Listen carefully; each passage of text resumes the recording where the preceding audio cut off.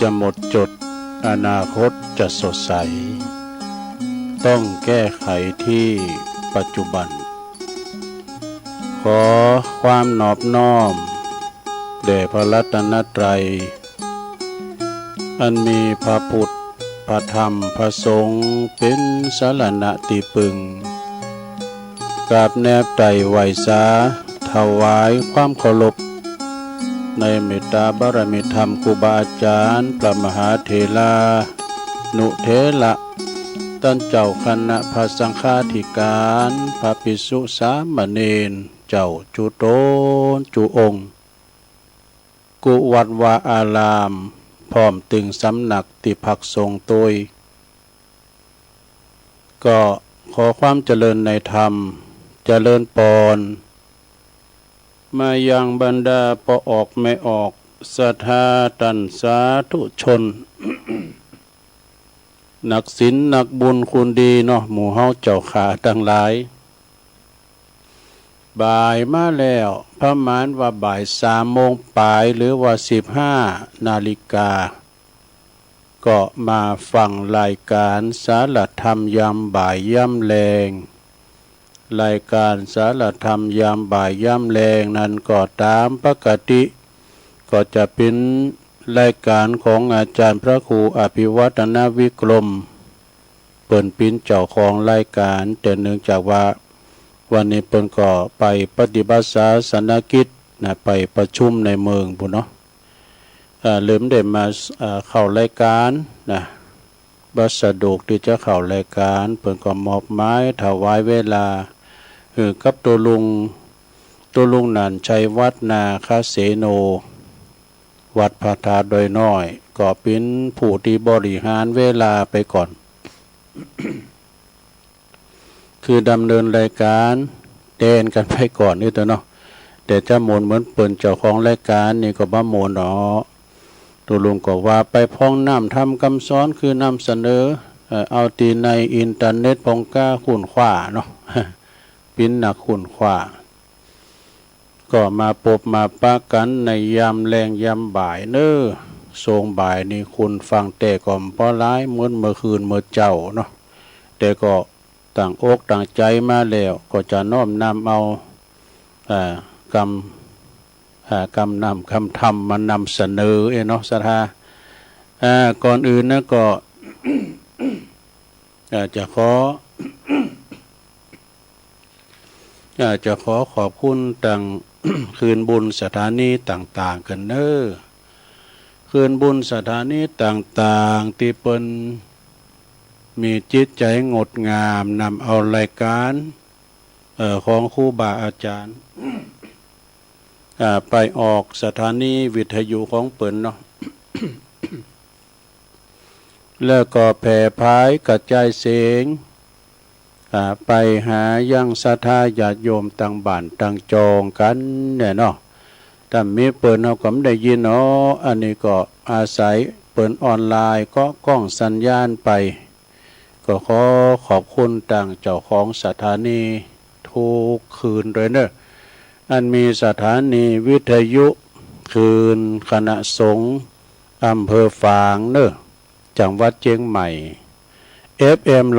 100.25 เมกะเฮิรตซ์พี่น้องต่างเมืองฟังไม่อายใส่ปากกานี่ก็ฟังกันหมากโป่งหลงหลายเนอะฟังกันหนักกันหลายก็ต้องขอบคุณเนอะคืนนี้ก็ไปกว่างไปไกลแต่ว่าฝนบาตกฟ้าบาแพะบาพาอินเทอร์เน็ตดีเนี่ยก็ได้ฟังกันแล้วเนาะขอบคุณสถานีวิทยุคืนพระพุทธศาสนาการศึกษาและวัฒนธรรมวัดไฟหินเนอร์ FM 104.50 เมกะเฮิรตซ์เนอร์อันนี้ก็องค์ขลุงในเมืองเด้อฟังครอบคลุมกันไปหลายเป็นนักเป็นหลายกว่างไกลขอบคุณสถานีวิทยุมนต์เสียงธรรมบัดบุภารามอำเภอแม่แจ่มบุญเนอร์ FM 106.25 เมกะเฮิรตซ์เมืองแม่แจ่มนี่ก็ฟังกันหลายแต่เปิ้นบัดโทบ่ได้ขอบคุณสถานีวิทยุวิทยาลัยสงฆ์นครลำปาง ตั้งอยู่ที่วัดบุญญาวาสวิหารเนอะ FM 106.50 เมกะเฮิรตซ์อันนี้พี่น้องลำปางก็ฟังกันหนักหลายเนาะฟังกันไปถึงพุ่นไปถึงเมืองเถินพุ่นแล้วขอบคุณสถานีวิทยุคืนใหม่เฮาเนอะสถานีวิทยุวัดหนองกายเนาะหนองกายนี่เปิ้นอยู่อำเภอแม่แตงพุ่นเนาะตั้งขึ้นไปตั้งพระบาท400บ่กันเนาะตัวลุงก็เหมือนเคยผ่านไปกันนะตำพุ่นนะตังวัดหนองกายก็ต้องขอบคุณเนอะเจ้าหน้าที่ดีเจแต่ก่อนเนี่ยเขาเรียกนี่ไปที่วัดฝายหินนะก็เป็นนางเทศกับสาตุเจ้าพอผิวพรรณวันน่ะเป็นก็ดีอายุเนี่ยก็ถ้าหมอกตุลุงนะจ๊ะหรือว่าเอาพอเป็นสีหนุ่มบ่ได้จ๊ะถามว่าอาจารย์อยู่วัดไหนอยู่วัดนั้นเนี่ยกะวัดนั้นน้องกายเปิ้นก็เป็นว่าเปิ้นคุมสถานีมากันได้ดอกแล้วเปิ้นถามตุลุงอยู่วัดไหนก็ตุลุงอยู่วัดพระธาตุดอยน้อยเนาะก่อนเนี่ยเปิ้นเป็นนายตรวจด้วยเนาะเปิ้นเคยมาอยู่ตั้งเนี่ยมาตรวจงานตั้งจอมต้องโดยหล่อไปนะเปิ้นคุมสถานีเนาะฉะนั้นก็ต้องขอบคุณตั้งคืนสถานีทุกคืนเนาะก็มาพบมาปะกันในวันนี้ก็ตรงกับวันนี้เป็นวันพุธนี่วันพุธติมสังวันนี้เป็นวันพุธที่วันนี้วันพุธที่21แล้วกันเนาะสาธญาติโยมวันพุธที่21พฤษภาคมแล้วเนอะก็เป็นวันที่ว่าเป็นวันพุธก็วันนี้ซึ่งก็มาพบมาปะกันแล้วตัวลุงก็จะน้อมนำเอาอันนี้มามาจาให้ก่อนเนาะสัทธาอันนี้เป็นกรรมเป็นกรรมมันคติธรรมเนาะสัทธาตัวลุงก็ตีกไว้ที่นี่แล้วเป็นกรรมคติธรรมเรื่องอย่างตุเสนอตอนที่1ก็คือหลักการง่ายๆ10ข้อนำให้ชีวิตเฮาของเฮาเนี่ยมีความวุฒิจำเริญและมีความสุขด้วยนะจะเป็นจะได้ศรัทธาเฮาก็ลองฟังพอเด้อลองฟังพอเด้อศรัทธาญาติโยมคติธรรม10ข้อเนาะมาพบมาปะกันในวันนี้แล้วทุลุงก็อยากจะนำเสนอเอาอันนี้ให้ก่อนมาเราเอื่นกันฟังเนาะหลักการง่ายๆดีใจชีวิตง่ายๆแต่ก็มีความสุขดีเนาะสัทธามีหลายมี8-9ข้อมาได้ ก็ข้อหนึ่งนั้นก็จงมีชีวิตอยู่โดยจิตแห่งความรักนี่ฮักโดยบ่หวังผลตอบแทนใดๆทั้งสิ้นแล้วคุณจะบ่ต้องพบกับคำว่าความผิดหวังความแค้นความเสียใจเศร้าโศกเสียใจพิไรลำพันธ์อย่างที่ผ่านมานี่ข้อหนึ่งนี่นะเขาทาเมื่อกันในโลกเนอะข้อที่2ว่าตุข้อที่2ก็คือจงมีความสุขอยู่ด้วยการให้อภัยโถอภัยนี่นะถ้าเขาอยู่ไหนด้วยความอภัยโดยการแบบติดของมองใจแบบม้างใจกันเฮาอภัยกันจังมันเตอนะบ่มีสงครามแน่นอนในโลกเฮานี่อยู่อย่างมีความสุขพาสุขกันแน่นอนขออภัยเด้อขอสุมาเตอ อภัยกันเนาะจงมีชีวิตอยู่โดยการให้อภัยแล้วคุณจะพบว่าคุณมีจิตใจติดแจ่มใสตลอดเวลานี่จิตใจของเฮานี่จะสูงบ่โปรดเล่ากับอดีตได้นี่นะให้อภัยเราเนอะให้อภัยกันนักนิดเบาหน่อยทุกเจ้าไปเยอะให้อภัยพระวรณะออกวาสานี่ยกโตดตำนิดติเตียนกันได้ดูทุกเจ้าน้อยติเตียนเทศลาผู้ใหญ่ได้เปิ้นหืออันเปิ้นหือเกียรติกันดูติเตียนตักเตือนกันเท่าที่อยู่ด้วยกันผ่านมา3 เดือนนี่มีจะฮื้อพองนะเราเผยมาเปิ้นเปาลันนาข้อที่3เนอะลงเนอะ จงมีชีวิตอยู่โดยการหู้จักตนเองเนี่ยบางพองมันหู้จักตัวเก่าเนี่ยโหไอ้นี่มันใจหาลูนี่ หูจักตนเองมากกว่าหูจักผู้อื่นเนี่ยเฮาซ้ำโหลดตัวต้าตัวเก่าเฮาพี่น่ะลงเด้อไปพอคนอื่นซ้ำพองนี่ไปสอนเปิ้นเป็นทา อีน่ะแล้วสอนตัวเก่าอีกกันเนาะมากกว่ามากกว่าหูจักผู้อื่นนี่นะเพราะว่าหูจักตนเองหนักกว่าหูจักผู้อื่นแล้วคุณจะพบว่าคุณทุกสิ่งทุกอย่างเกิดขึ้นล้วนแต่แก้ไขโดยตนตัวของเขาเองทั้งสิ้นนี่ ต่อไปก็ปิ้นข้อที่สี่จงมีชีวิตอยู่ด้วยการอยู่อย่างป้อเปงนี่ถ้าเอาป้อเปงนี่มาดึงเปงปอแน่นอนซะนะจะไปโมหะตัณหาลาไปมีตอนใดก็เอาตะอ่านเนาะ แต่เฮาว่าพออีน่ะก็หมายความว่าอิ่มละ เมื่อเรากินข้าวเนาะก็เอากินติ๊กๆก็ลุกได้แล้วกินข้าวหนักน่ะจงมีความพอเพียงแล้วคุณจะพบว่าคุณนั้นบัดต้องเหน็ดเหนื่อยเกินความเป็นจริงโดยความอยากแล้วก็ความโลภนี่การเฮาอันใดก็ปิ้นจะเอาแล้วคุณทำเก่าเพราะว่าจะได้ก็น้ำถึง4 แม่5 แม่เอาเขาต้องโตคนเดียว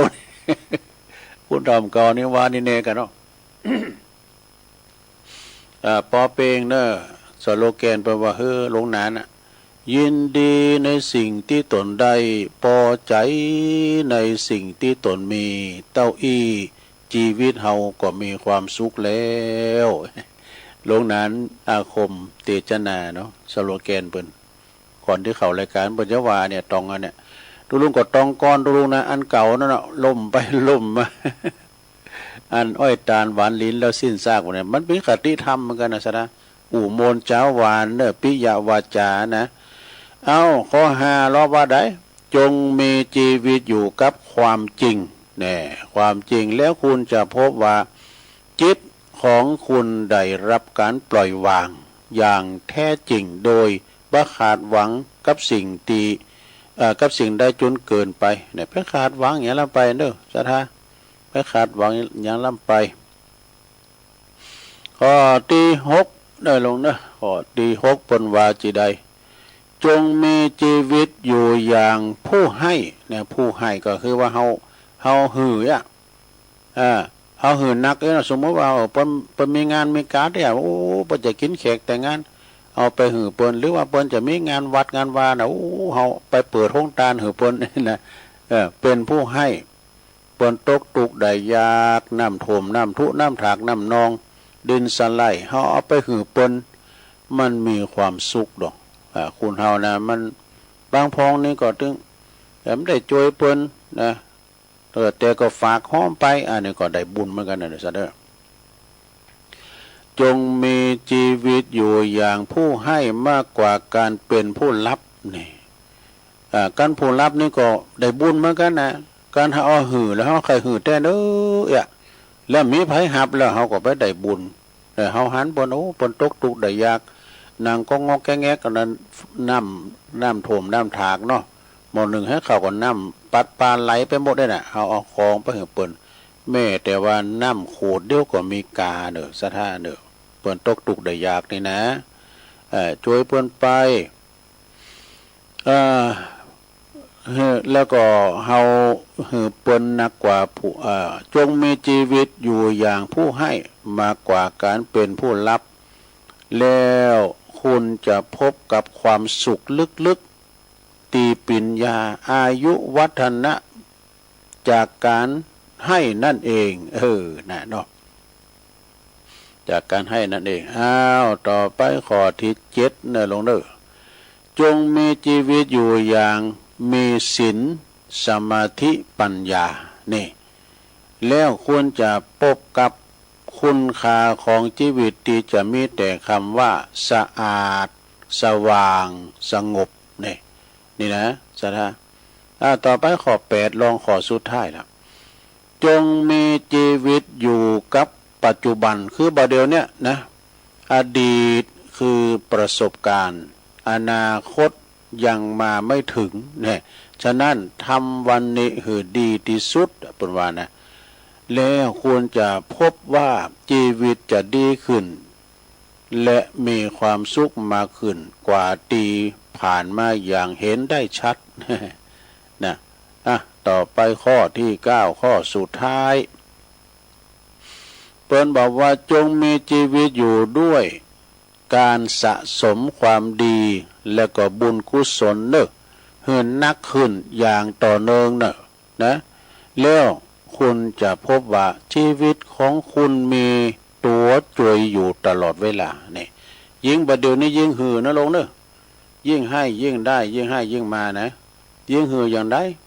ก็เฮาเฒ่าแก่เมื่อเรานี่มาดึงไข่หืออยู่หั่นน่ะเนาะยามกำยามหนุ่มยามแน่นนี่เฮาไข่หืออยู่เนาะ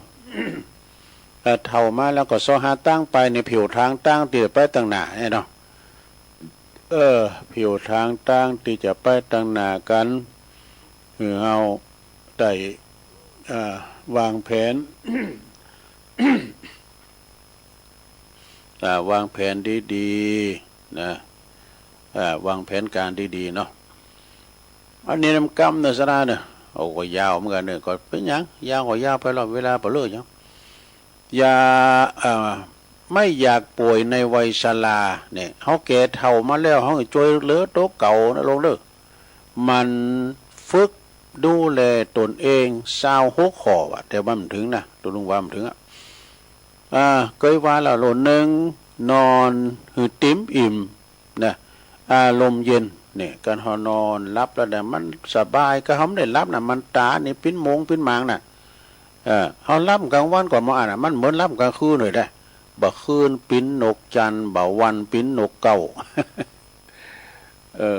มันถ้าได้เขานอนเมื่อค่ำยามคืนเนี่ยมันรับติ่มด้วยเดี๋ยวนี้อันยามหนาวเนี่ยกลางคืนนี่มันจะยาวกว่ากลางวันจะมึนกว่าเนาะแต่คุณบัดรับนี่กลางคืนนานสำหรับคนที่นอนไม่หลับถ้านอนหลับนี่ก็เดียวกับแจ้งนอนหือติ้มอิ่มนะอารมณ์หือเย็นอันนี้ข้อหนึ่งนะข้อที่2เคลื่อนไหวจ้าเด้อคิดไม่เชิงโบกเน้อลงเด้อเคลื่อนไหวจ้าจะไปหืนเขาแต่จุกนะหืนนั่งให้ก่อนเพื่อเขานอนน่ะลูกนั่งให้ก่อนเดี๋ยวไปเฝ้าจุกเด้อไปเฝ้าลูกเด้อวะหมอเป็นบอกนะนางเหมือนอยู่หั่นน่ะหือเลิศมันหล่อเล่งไปตั้งสมองก่อนนี่นะคือมันหล่อเล่งไปตั้งเพราะว่าการเขานอนเนี่ยมันเลิศมันลาดูก็เขาปุ๊กงกโหขืนเนี่ยมันเลิศมันจะได้ลุ่งมัน แล้วก็ไปหุนหันพันแลนเฝ้าลูกเตยน่ะมันจังหนามืดว่ะเพิ่นว่าข้อ3ลดปริมาณอาหารลงโอ้จะได้ลดอาหารก็จะตามปกติกินวันหนึ่งก็บาทหนึ่งนะยังบาทเดียวก็ได้ดูก็บาทที่ปนกุม ว่าลินมาได้เลยลดปริมาณอาหารลงเนี่ยข้อ4กินแบบผสมมากขึ้นนี่กินกับหลายหน่อยลงเข่าก็กินหมกไปให้พอดีกินของกับมันบุเด้ออย่าเพิ่งโทรมานะ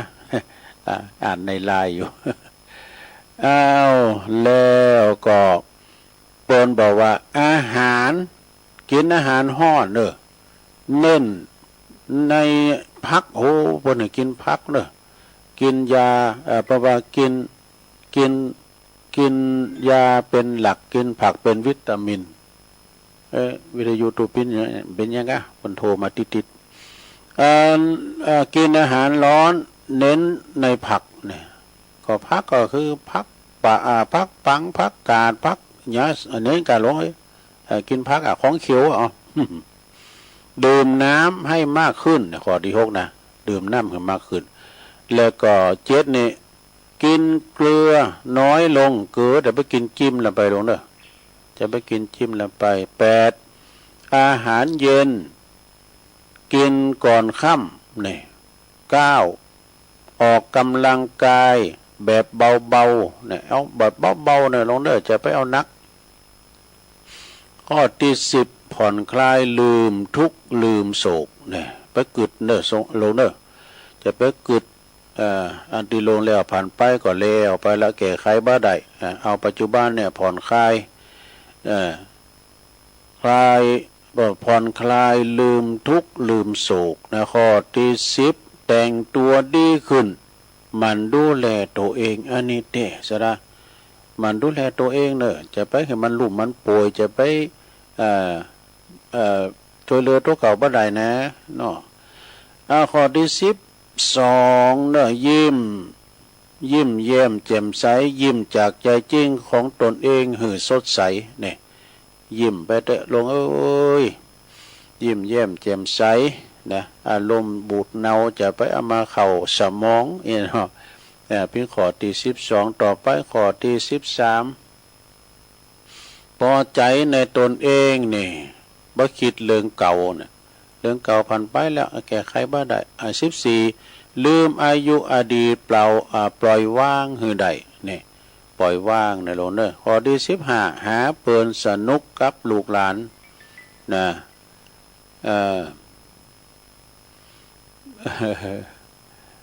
แล้วก็ข้อที่16นะมีความ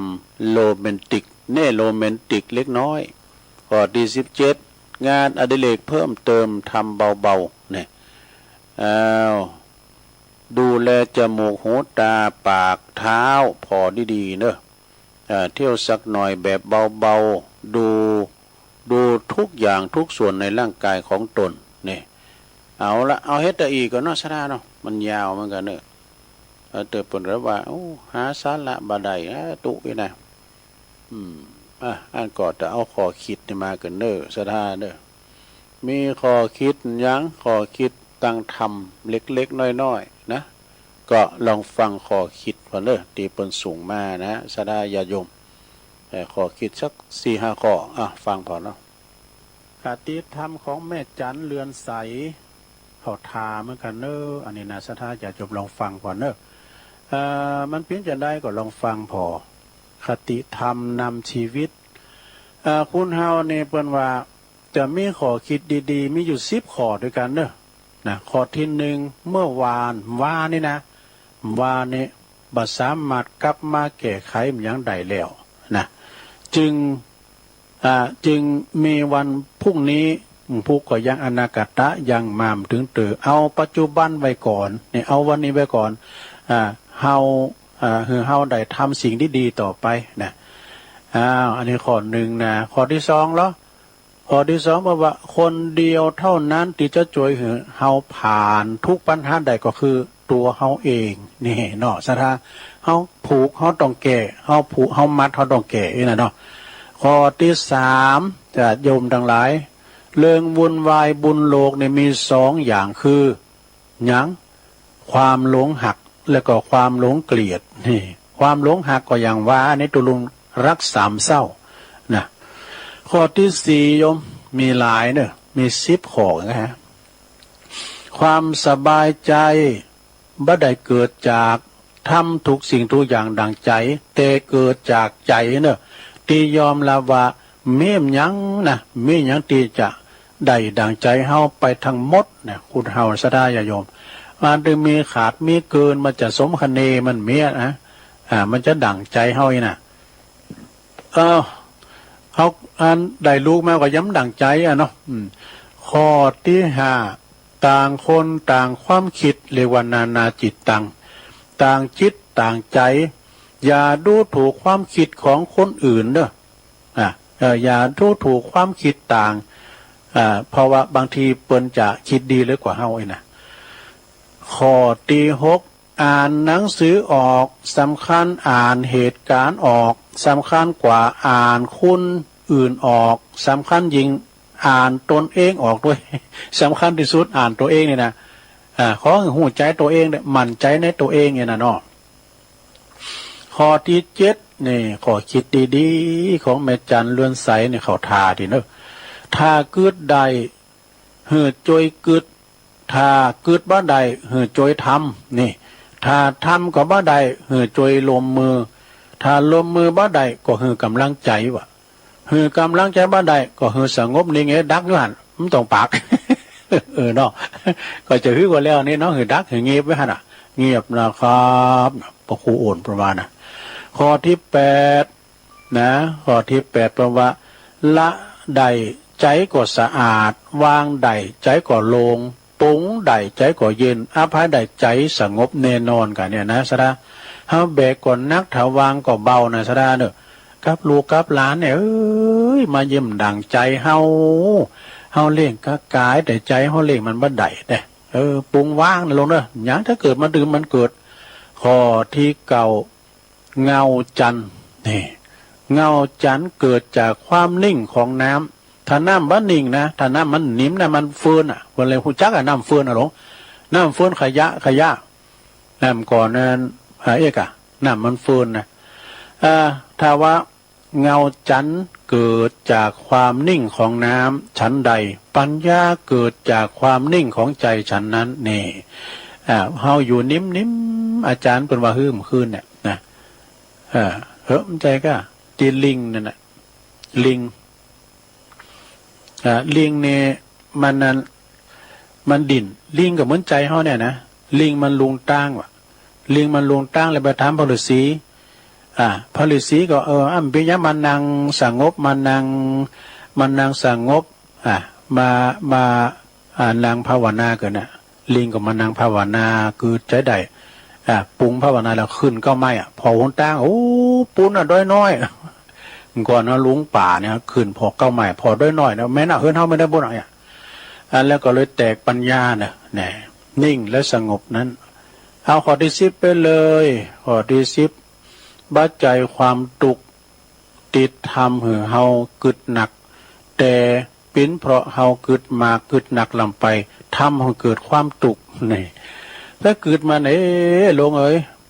จะมาเติมต้องเกิดเฮาเกิดไปก่อนมาอ่านมาเดิมดีอย่างขึ้นมาเนี่ยถ้าเกิดก็ปล่อยมันเกิดถ้าโง่เกิดก็เอาหกไปย่ำไว้ก่อนแล้วเรื่องจบข่าวข้อที่11หูจักหูจักหลับหูจักปรับหูจักอภัยนี่หูจักแบ่งแล้วก็หูจักแข็งหูจักคลายหูจักเบาสบายแล้วก็จะมีความสุขนี่สดาเด้อเนี่ยเพราะว่าหูจักเฮาเอาหยังเปิ้นพองเนี่ยเฮาตาเนี่ยถึงวันเนี่ยเฮาเฮาเอาหยังเปิ้นพองเนี่ยแล้วเฮาฮับหยังพองเนี่ยเปิ้นเอาเฮาก็ฮับเนี่ยแล้วเฮาปรับจิตปรับใจเฮาแล้วเฮาหูจักอภัยนี่โธ่การไผอภัยใดนะอภัยทานไงเนาะโธ่อันนี้มันใจสูงหูจักแบ่งปันหูจักคลายเนี่ยเบาสบายชีวิตข้อที่12ไปเลยนะหาตีสงบร้อยตีก็ยังบ้าเตาสงบตีใจตนเนอถูกต้องเลยโอ้ขอบคุณป้าบุญธรรมเด้อป้าบุญธรรมใจกาดตื่นขึ้นมาแล้วเนอนะฟังเพลงมนต์นี่กำลังฟังตุลุงอยู่นะป้าบุญธรรมใจกาดมุกเปิง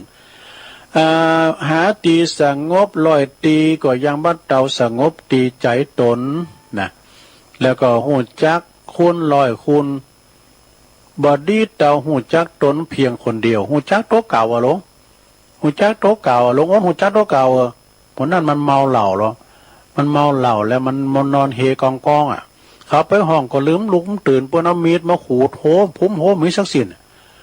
สะดุ้งตื่นมาปวดโธ่ยังเนี่ยพุ่มโหก็มีเกาโหต้องปีนปวดโธ่อันนี้มันใจฮาเลยดิมันใจฮาเนี่ยแล้วมันปีนไหนมันมีไหนเนี่ยไอ้แล้วมาพอนะอันนี้มันใจฮาว่ะตัวปนหุยกันสองเนี่ยครับว่าเรื่องใจฮาข้อที่13นั่นหรอนะเมื่อมีจุงหักจุงหูจักเมื่อใดจุงจักปอเนี่ยเมื่อมีก็เปิ้นพองเวลาเฮาได้ก็หูจักปอเมื่อขอก็หูจักคุณโอ้เฮาเคยขอเปิ้นเวลาเฮามีเฮาก็เอาไปปันเปิ้นคุณเฮาเกิดมาถึงเวลาก็ต้องจากกันไปนี่ขั้นเปิ้นก็เฮาจากกันไปก่อนไผก็ถึงข้าวมันก็ไปกันโมดสัทธาสรีระร่างกายของเฮาเนี่ยเฮายืมของพญามักคุลาดมาเนี่ยทำสัญญาเนาะจะมาอยู่บนโลกมนุษย์ใบในขีดปีเนี่ยสัญญาเนี่ยมันสัญญาที่แน่นอนทำมดอันเวลามดสัญญาน่ะมันเอาไปเลยเอาคืนมด ส่งลางขึ้นหมดอ่ะนะมันจะมองสัญญาธกสนะธกสพี่นี่เขาใจดอกเกินเนอเนี่ยมันยืดหยุ่นกันได้ดอกสัญญามักจุราชเนี่ยมีเงิน100 ล้านพันล้านจะมาซื้อยื้ออายุไว้มันได้เนาะสดาเนาะโอ้ใจอ่อนได้14สิ่งตีย้อนบ่ได้คือเวลาสิ่งนี้บ่ได้สิ่งที่นี้บ่ได้ก็คือความตายนี่มาแต่หันสิ่งที่นี้บ่ได้ก็คือความตายสิ่งที่ซื้อบ่ได้ก็คือสุขภาพนี่สุขภาพแล้วก็ชีวิตสิ่งที่มองบ่หันคือใจคนรู้หน้าไม่รู้ใจเนี่ยสิ่งที่ต้องอดทนก็คือใจตนเองนี่เองเนี่ยขันตินะลงเด้อขันติแต่กันเนาะสดาญาติโยมทั้งหลายเวลาแนวสื่อมได้นะดูเจ้าต้องลุกมาต้องมาตี 1เดี๋ยวนี้ตี 3กึ่งปลายแล้วดูย่างเกินเด้อเวลายุดเกินเด้อนาฬิกามันหมุนไปติ๊กๆอ่ะเนาะแล้วก็เฮานี้บ่พ้นก็คือความตายคุณเฮาเดี๋ยวนี้มันตายถึงวันมันตายถึงวันแต่เกิดในจะหน่อยหรือตายบ่เดี๋ยวนี้อาจารย์พระครูเพิ่นว่ายุคบ่เดี๋ยวนี้เป็นยุคของสูงวัยดอกเนาะยุคของคนเฒ่านะคุณเกิดคุณหนุ่มมันไค่มีหลวงเอ้ยคุณย่ำเกิดกันก็มันเกิดอะแต่ว่าคุณตายนี่หนักนะซะนะแล้วบ่เดี๋ยวนี้มันจะสู่ยุคของคุณที่สูงอายุอย่างตัวลุงนี่ก็เฒ่าก็เฒ่าเด้อก็หาเนาะหนุ่มอยู่นี่ โอ้ก็ได้เป็นสวแล้วก็ดูจบลงไปสดาญาโยมทั้งหลายเนาะเอาไว้ตีกันเนาะ ปิ่นโตจวยขึ้นมาตัวลุงก็มาจิบน้ำให้หน่อยตอนนี้ไปเนี่ยแฮมตูก็จะมาเล่านิทานให้สัทธาได้ฟังแบบสดๆเนี่ยนะสัทธาญาติโยมทั้งหลายในรายการตัวลุงนี่มันก็สเปเฮละนะเกิดไหนใดก็ว่าไปเอาอันนี้มาว่าเอาอันนั้นมาว่าแล้วก็อันนี้เป็นนิทานแถมแล้วมาในชาดกเนอเป็นจะใดมีเรื่องเราฟังเรื่องชัมพุกาชีวกลวงโลกนี่ลวงโลกอย่างใดก็คือหลอกลวงเจ้าบ้านพี่น้องต้องเจ้าบ้านทั้งหลายนะเปิ้นว่ามีอาชีวกคนหนึ่งเด้ออาชีวกนี่นะก็ชื่อว่าชัมพุกะเปิ้นกินขูดเป็นอาหารอาศัยอยู่ที่ก้อนหินใหญ่เนอะก้อนหินใหญ่ก้อนหนึ่งไก่กับตีทิ้งอุจจาระของคุณต่างหลายเวลากลางคืนมา เวลากลางค่ำกลางคืนมาเขาก็จะไปกินขูดกินอุจจาระแทนเป็นอาหารเวลากลางวันเนี่ยมันก็จะมายืนขาเดี่ยวนะยืนคู่แข้งให้อันผากหนึ่งไอ้นะยืนพิงหรือว่าอิงก่อนหินศิลาแล้วก็ยืนขาเดี่ยวแบบคู่เป็นลงโทษก่อนนะทุกลงได้ยืนขาเดี่ยวจะแล้วเตือนหน้าห้องวะ หน้ากระด้านลงโทษแล้วก็อาปากแค่ว่านะอาชีวกนี่ก็อาปากคุณต่างหลายหันเมื่อเปิ้นหันกันแล้วโอ้เจ้าบ้านเจ้าจองเดินไปผ่านมาก็มีความสลางสังกาเปิ้นก็ไปถามเนาะแต่ถามว่าท่านเอ้ยท่านยืนอย่าอาปากกันอย่าอาปากกี่คืนน่ะ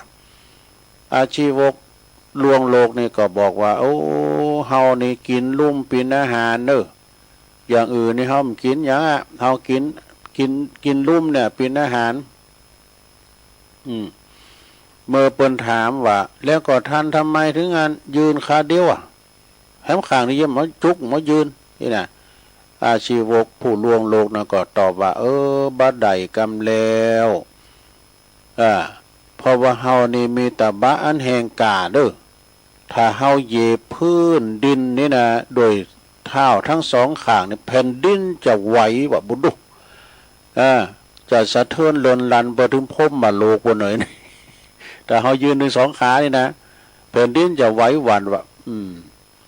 แล้วเฮาก็จึงได้แต่ยืนขาเดียวเด้อบ่านอนก็บ่ได้นี่นอนก็บ่ได้นั่งก็บ่ได้นะคนต่างหลายก็บางพงก็เจอขนาดละเพิ่นเจอกันโอ้ปากันแตกตื่นมากราบไหว้สักการะบูชา ถวายอาหารนานานับประการเนี่ยอาหารการกินก็มีนักนะลาบสักการะมาละโลตอนนั้นนะ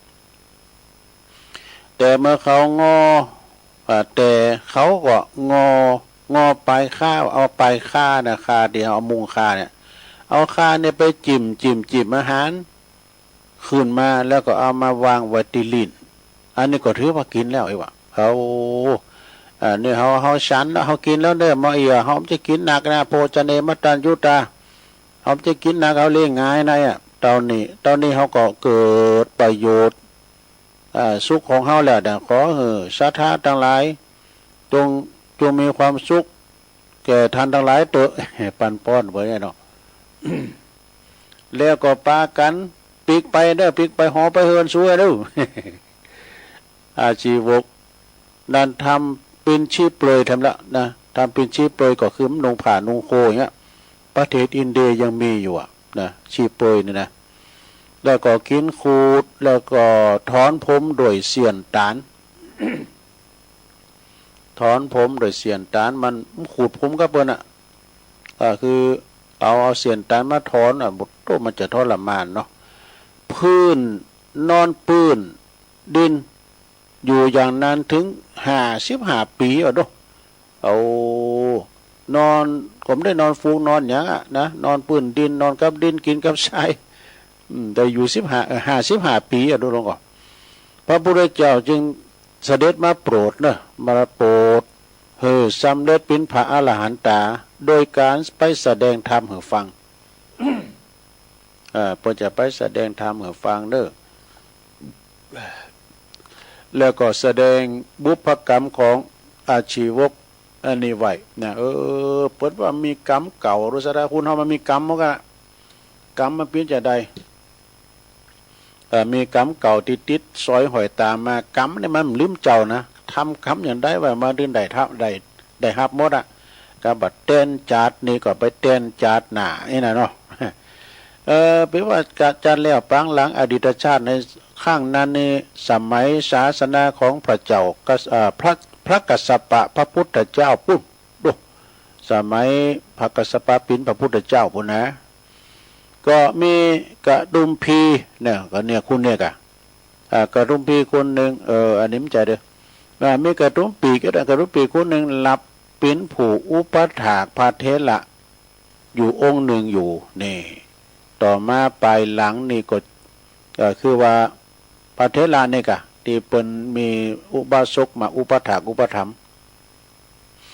ได้อยู่สบายก็ย้อนโยมคนเนี่ยนะมาอุปถัมภ์อุปถากทำอันเอาข้าวน้ำโภชนาหารมาถวาย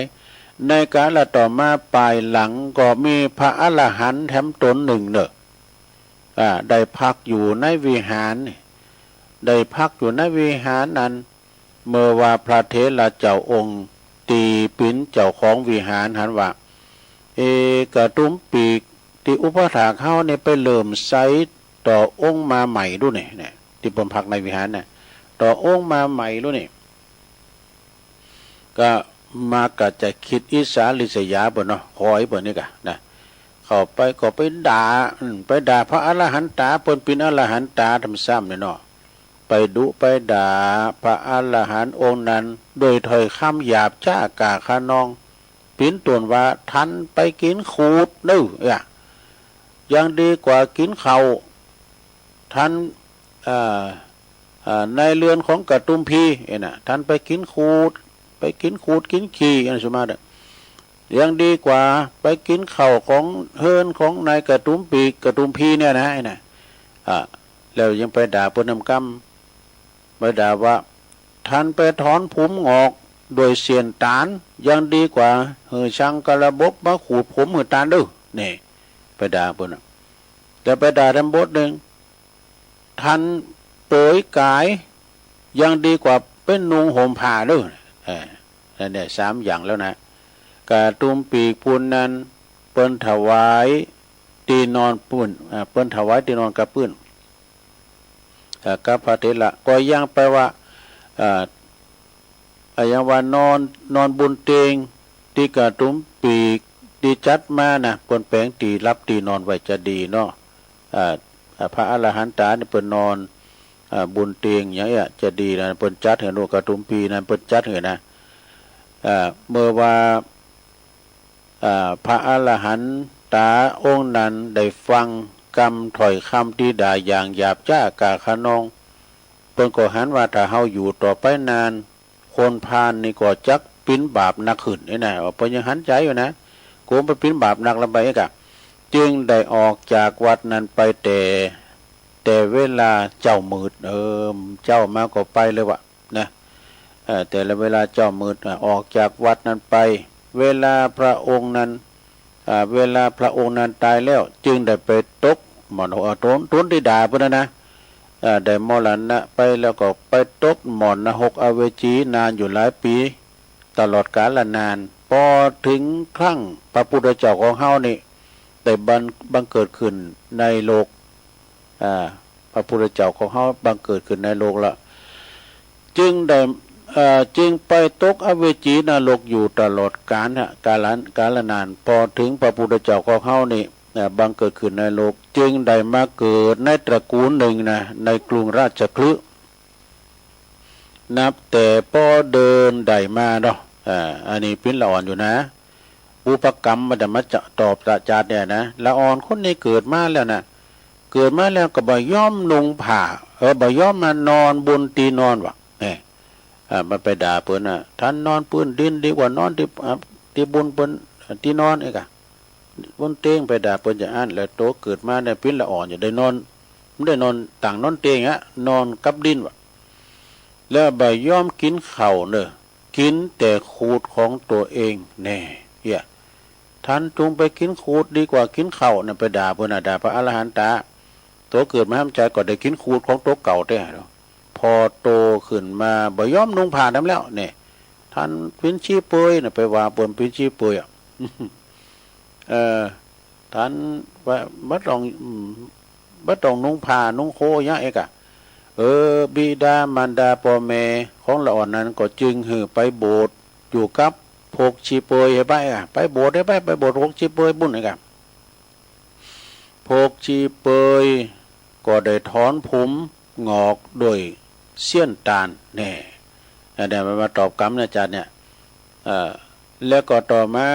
เมื่อว่าเปิ้นหูว่าอาชีวะคนเนี่ยกินขูดของตนเอง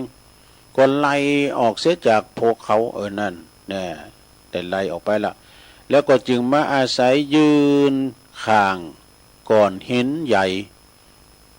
ก่อนหนึ่งแต่ก็อย่างที่เรามานะไปก่อนเป็นอิงอยู่เตียนบ่เห็นศิลาใหญ่แล้วก็คู่แข่งให้ผักนะ อันนี้กรรมวิบากจะเลี้ยวปังหลังไปวางพระอรหันตาเด้อเรื่องนี้เปิ้นก็จบลงไปเปิ้นจริงหันว่าการไปด่าทันผู้ที่มีศีลมีธรรมนั่นนะ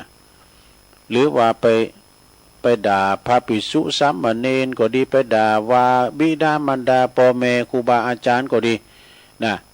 โดยคำหยาบจ้าหยาบคายอย่างได้ยอมได้รับบาปอย่างนั้นเนอะนะเพราะฉะนั้นทุกท่านทุกคนจงอย่าด่าบิดามารดาอย่าไปด่าปู่ย่าตายายอย่าไปด่าครูบาอาจารย์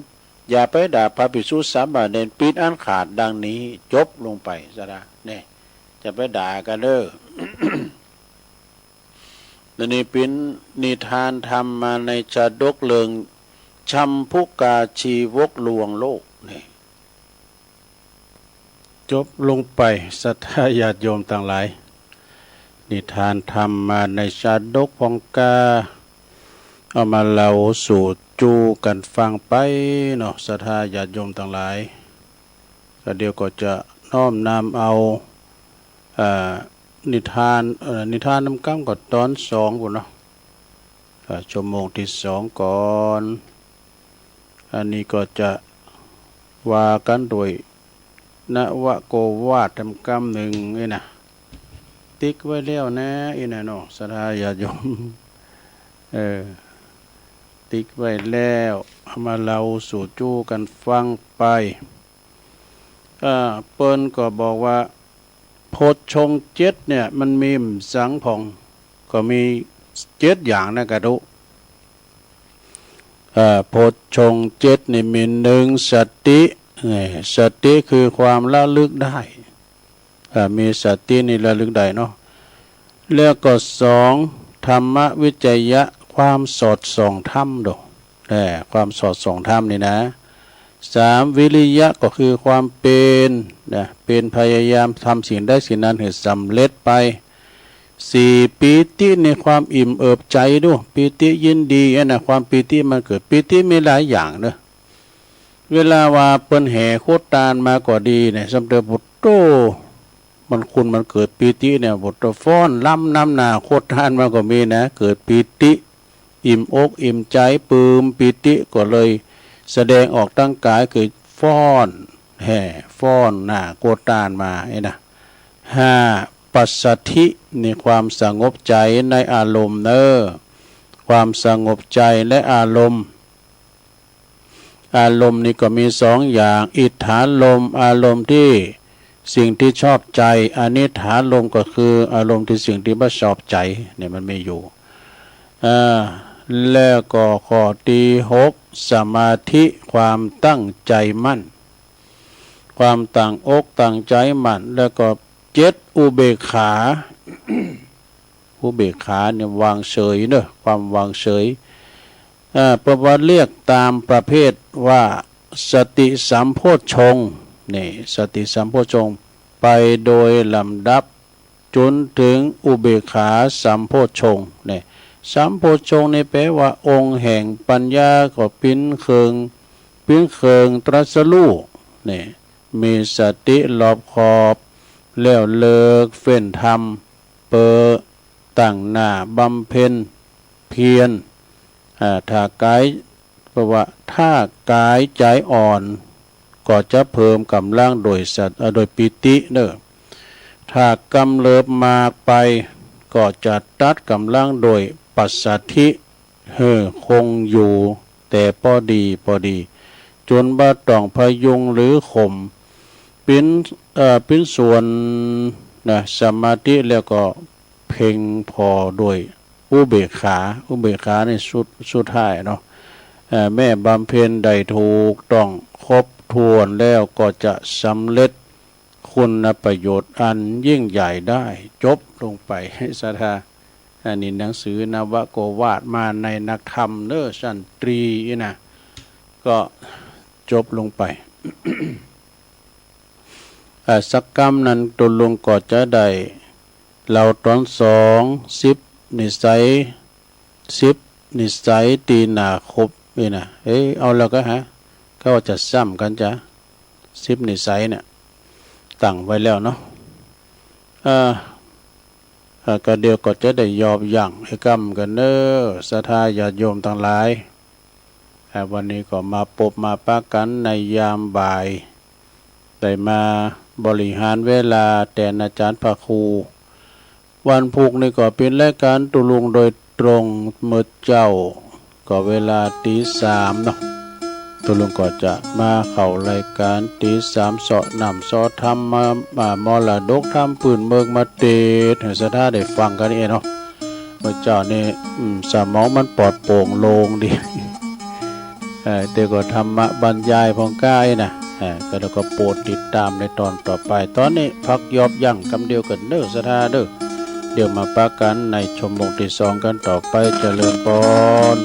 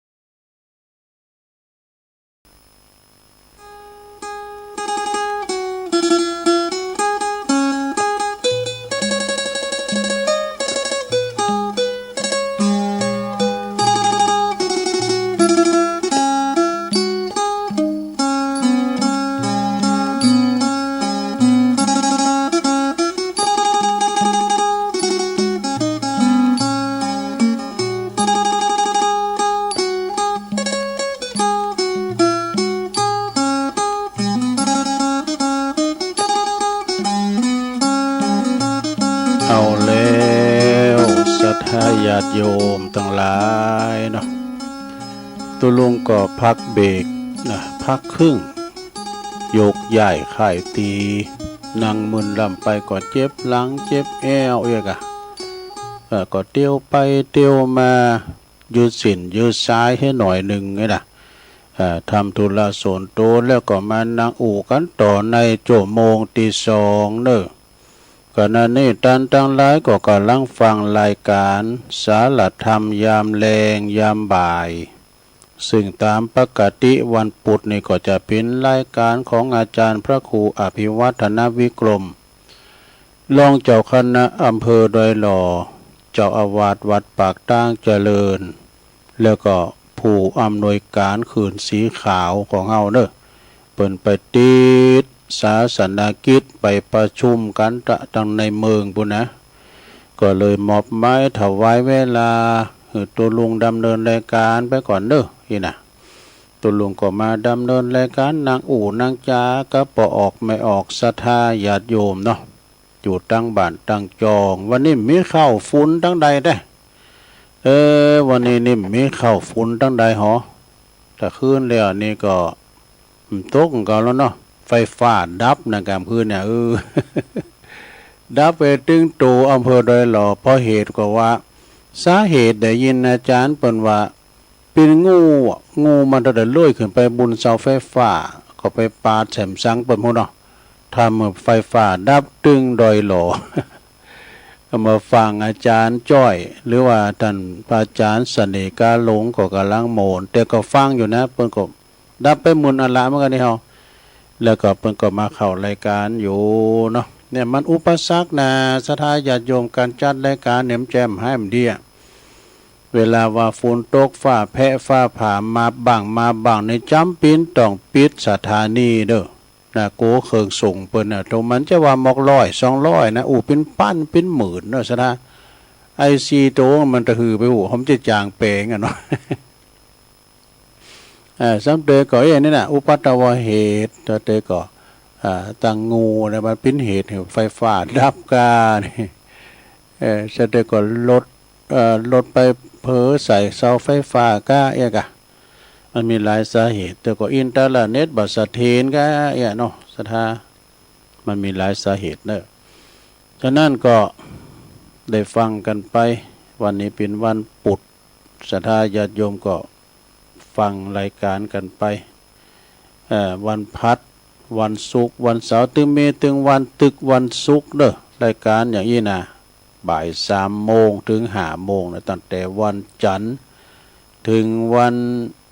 ศุกร์เนาะวันจันทร์แล้วนี่ตุลุงก็ไม่ได้เข้ามาดำเนินรายการเนาะ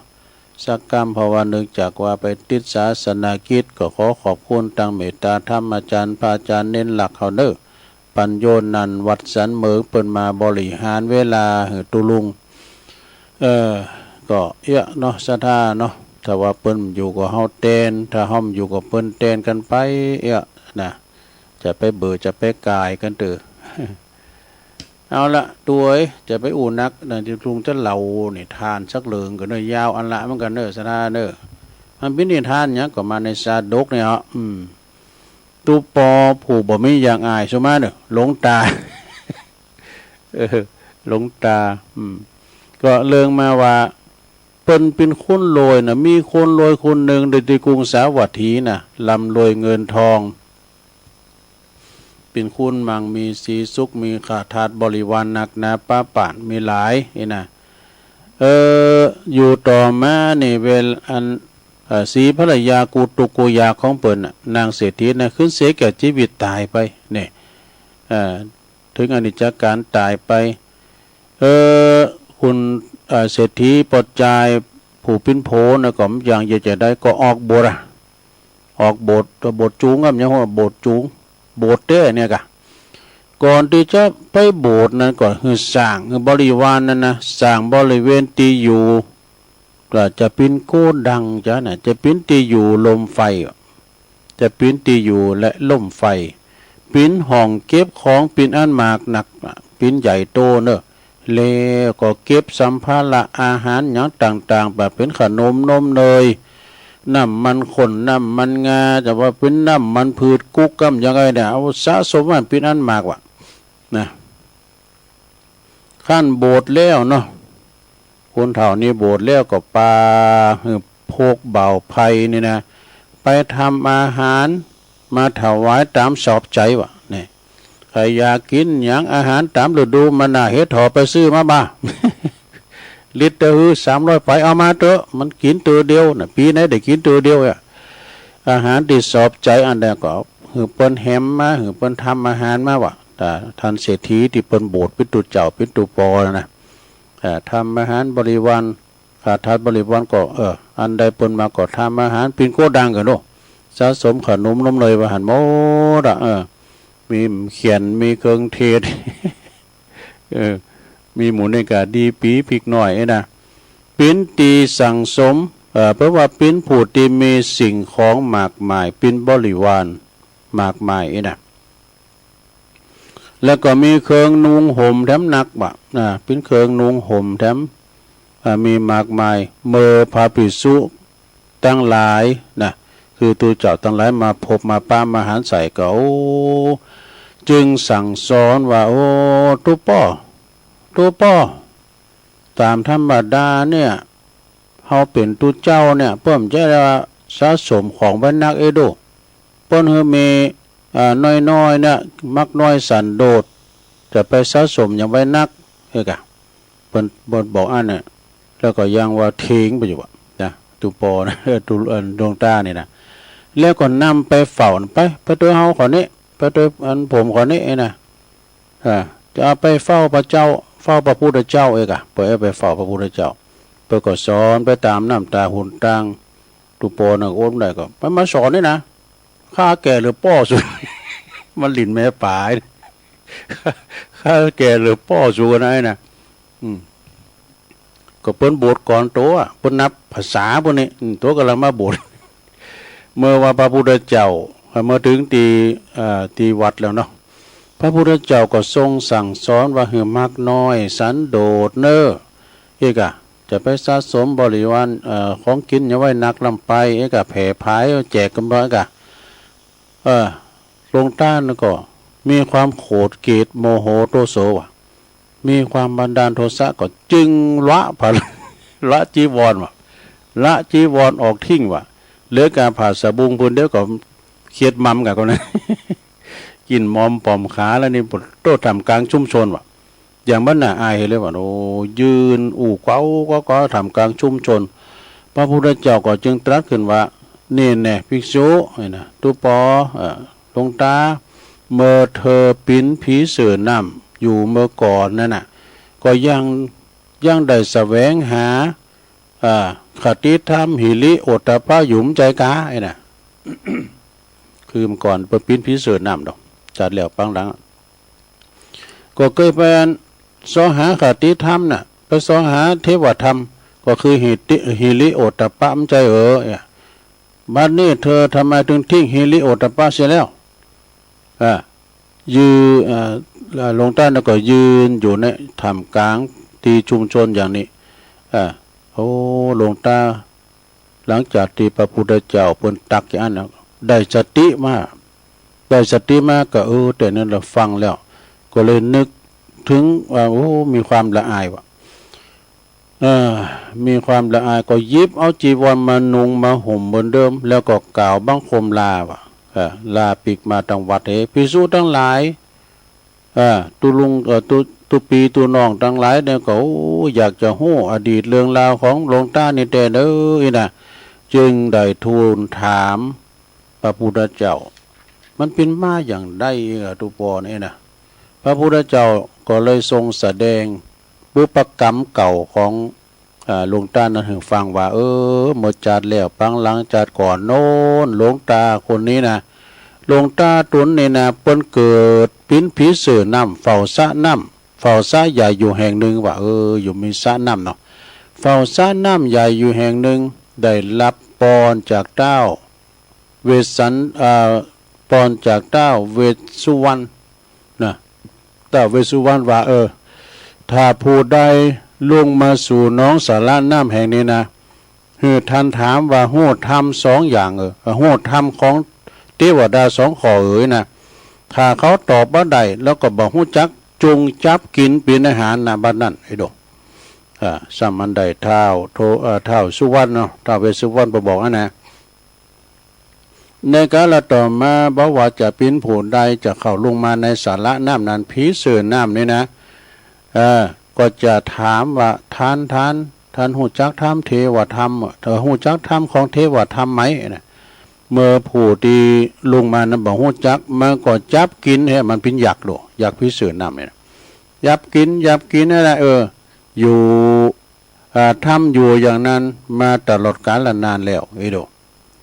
แล้วพระพุทธเจ้าก็เราประแถมมีอยู่ข้าวหนึ่งเนอะเมื่อว่าพระราชโอรสของพระเจ้าปาลาณสีนี่อันนี้วกกลับมาที่เมืองปาลาณสีไปเนอะมีหันข้าวหนึ่งพระราชโอรสของพระเจ้าปาลาณสี3 องค์ก่อนเนอะมีราชบุตร3 องค์ก่อนองค์ใหญ่นั้นมีนามมีชื่อว่ามหิสาสกุมารอันนี้เป็นปีใหญ่เก่าเนอะองค์ที่2มีชื่อว่าจันทกุมารเนี่ยและองค์ที่3 2 องค์นี่เป็นปีกำนองนะคือองค์ใหญ่องค์รองนี่นะเปิ้นมาจากแม่เดียวคือแม่อุ้ยง่ายๆเปิ้นเป็นลูกแม่หลงนี่เนาะลูกแม่หลงแล้วก็รวมองค์ทำองค์ในโลมันดาเดียวกันไม่ใช่แหละทำองค์ในโลมันดา2 องค์ในโลมันดาเดียวกันแต่ว่าราชโอรสองค์เล็กนั่นนะคือมเหสีองค์เล็กนั่นนี่ก็คือลูกของเปิ้นชื่อว่าสุริยกุมารเนี่ยมีนามว่าสุริยกุมารอันนี้เป็นสุมาเด้อเนาะเป็นลูกแม่น้อยเพิ่นอูง่ายๆนะเป็นโอรสของมเหสีใหม่นั่นนะในการละต่อมาเมื่อมเหสีได้ทูลขอราชสมบัติให้แก่พระสุริยกุมารเนี่ยโดยว่าเมื่อว่าพระสุริยกุมารประสูติคือเกิดออกมาแล้วพระเจ้าปาลณสีทรงดีพระทัยเนี่ยก็ดีอกดีใจเป็นอันมากแล้วก็ตรัสพังเผอออกไปว่านางเอ๋ยพระนางเอ๋ยน้องเอ๋ยเนาะต้องการสิ่งใดก็จึงบอกจะหือมดอีกพระนางนั้นก็จึงทูลขอราชสมบัติให้แก่พระโอรสดูพระเจ้าปาลณสีก็บ่ฮู้จะทำอย่างใดเพราะว่าเป็นพญากษัตริย์ฐานรัฐแล้วบ่คืนกรรมนี่เนาะเลยลั่นวาจาลั่นพระวาจาไปแล้วก็เลยตกไปลงไปตามนั่นตามพระราชทานไปนะได้เอ้อกะแล้วทำให้พระราชโอรสเก่าคือเมลูกจากแม่หลวงเพิ่นเก่าทั้ง2 องค์ออกจากพระนครออกจากพระนครโดยสั่งเนาะก็คือว่าปอเปิ้นเนี่ยเสด็จปอเนี่ยสั่งโอรสทั้ง2ออกจากพระนครโดยตรัสว่าจงพากันไปอยู่ป่าให้ก่อนเด้อลูกทั้ง2เฮ้ยนะเมื่อบิดาลงหลับตับขันไปแล้วจุงปีกมารับราชสมบัติดีว่ามาเสวยเมืองเด้อราชโอรสทั้ง2 องค์ก็คือมหิสากุมารนี่กับพระอนุสาก็2 ปีน้องลูกเมหลงไปนะลูกภรรยาเก่าอีกด้วยเนาะก็ได้ถวายบังคมลาแต่เวลาจะออกจากเมืองไปเนี่ยพระสุริยากุมารน้องหลาเนี่ยต่างมันดาเนี่ยนะของมเหสีใหม่เนี่ยก็ขอติดตามไปตัวว่าน้องหลาว่าจะไปตัวเฮ้ยเจ้าสุริยกุมารจะไปตัวเมื่อไปถึงป่าแห่งนั้นแล้วนะเจ้าพระมหิสาสกุมารเนี่ยเป็นปิ้นปีใหญ่เก่าเลยใจเหือน้องเนาะใจเหือน้องสุริยกุมารเนี่ยนะไปตักน้ำที่สระน้ำมาก็แล้วเดี๋ยวสระที่ผีเสือน้ำอยู่นะกะน้องไอ้กะไปตักน้ำมาสักน้อยแล้วไอ้ที่สระน้ำพุ่นไปกะปรากฏว่าผีเสือน้ำก็จับไปเลยจับไปขังไว้จับไปแล้วไปถามก่อนหูจักฮิริโอตป้ากะหูจักธรรมเทวธรรมนะเมื่อตอบบ่ได้ก็เลยนำไปขังว่าที่ห้องใต้ดินใต้น้ำว่าดูห้องใต้น้ำแห่งหนึ่ง เมื่อว่าให้น้องหลาเขานี่ไปจ้ามเลยยิ่มมาตำเดียวนะก็ใจน้องจันทากูมานแถมไปแถมแล้วไปพอแล้วป่ะมันยืนนานมาไอ้เนาะจันทากูมานก็ไปถูกจับแล้วมามันตอบมาเทวธรรมบ่ได้นะก็ฮิริโอตตปะน่ะในยามนั้นมหิสาสะกุมารปินไอเก่านะก็นึกพระไทยว่ะใจเนาะน้องเขาทั้งสองคู่นี่ไปเอาน้ำยังมาดำเดียวก็เมื่อว่าไปตรวจดูเนาะไปตรวจกะไปตรวจหาสะน้